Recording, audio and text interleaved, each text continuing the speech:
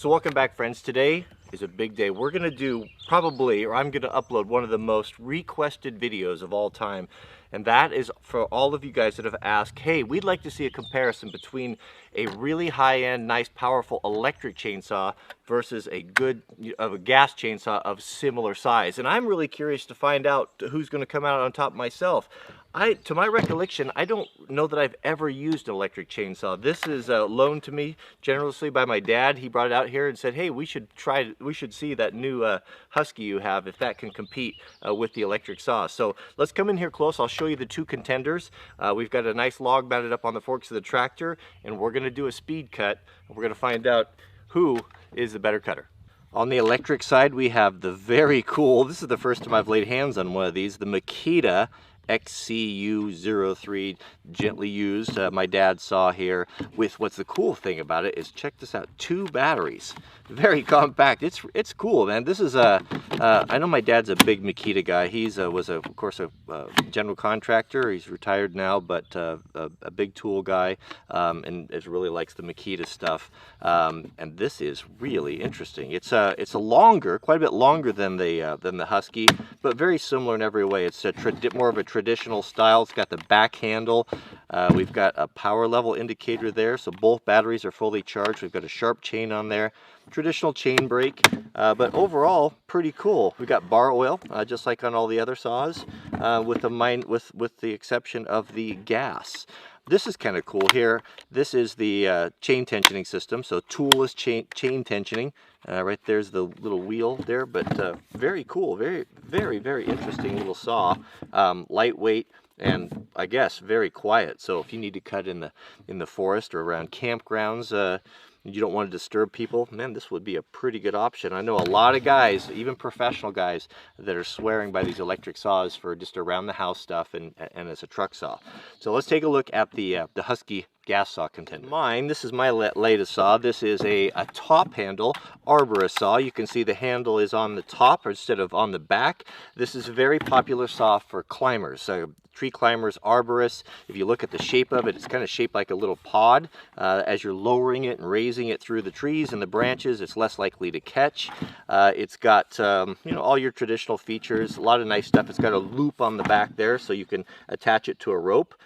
2 different angles, 190 degrees, so if you want it to hang either way. But a nice little saw. I've not used it yet. I've fired it up and just kind of messed around with it, but it's fueled up, ready to go. Both saws have the same, I believe it's a 14-inch bar with the small chains on them. So we have, it's really a good comparison, because that's a very, well, they're exactly the same bars, same chain. So let me show you the log, and then we'll do a time trial, and we'll find out who does the best.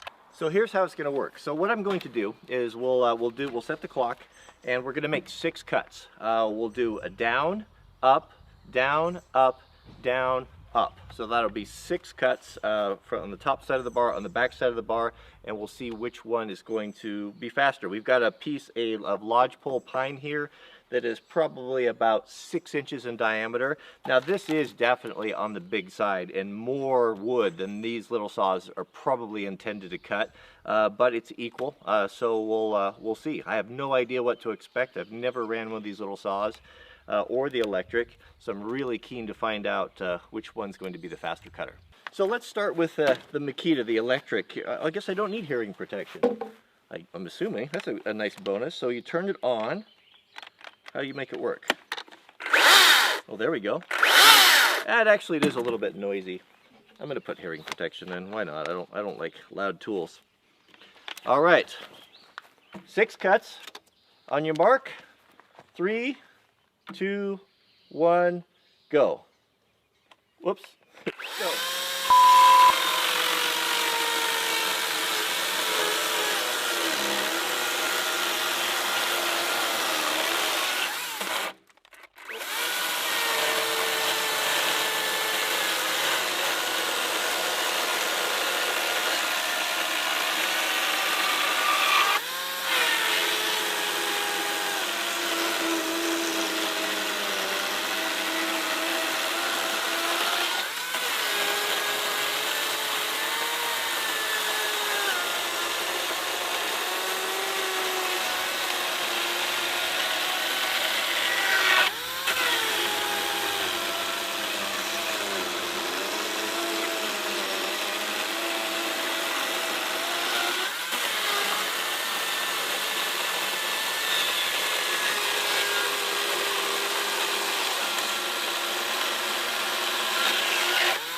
right, there we go.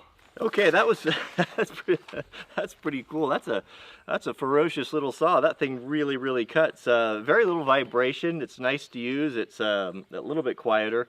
Well, quite a bit quieter, I think, than the gas version. But boy, it's legit, man. I mean, it really got after it. This is hard. This is not like ponderosa pine. This is lodgepole. It's pretty dense, and it's no joke to cut. But man, oh man, that thing just really tore. So let's fire up the Husky, and we'll see how it does. All right, now for the Husky Pro arborist saw here. Not sure the starting sequence.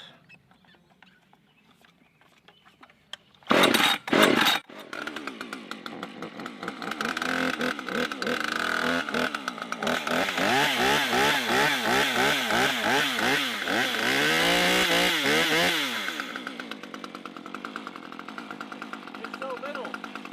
All right, on your mark. 6 cut. Get set and go.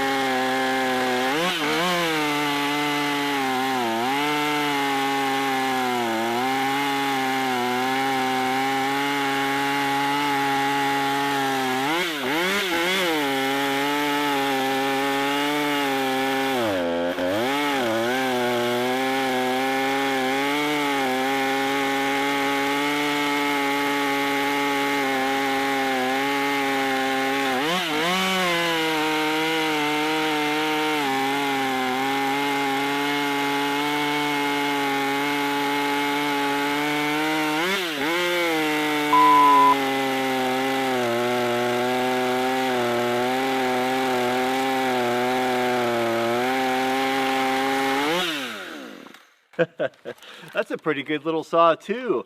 So I don't know which one was faster, but my gut instinct or my gut feeling is it seems that the Makita was maybe a little bit faster with that 36 volt. That's quite a bit of power. It'll be interesting to see. So let's we'll put the clip together side by side. We'll see together, but a very interesting comparison.